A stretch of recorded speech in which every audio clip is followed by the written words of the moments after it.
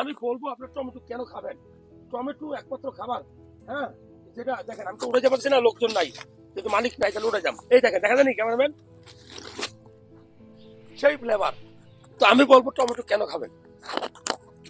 Vitamin C, vitamin A, সর্বোচ্চ উৎস হলো টমেটো। সালাদ হিসেবে খান, তরকারি হিসেবে খান, পাকা টমেটো এমনিতে খান। আপনার শরীরে যে খারাপ কোলেস্টেরল সেগুলো কমানোর জন্য এরকম টমেটোর বিকল্প কোনো খাবার আছে বলে আমার জানা নেই।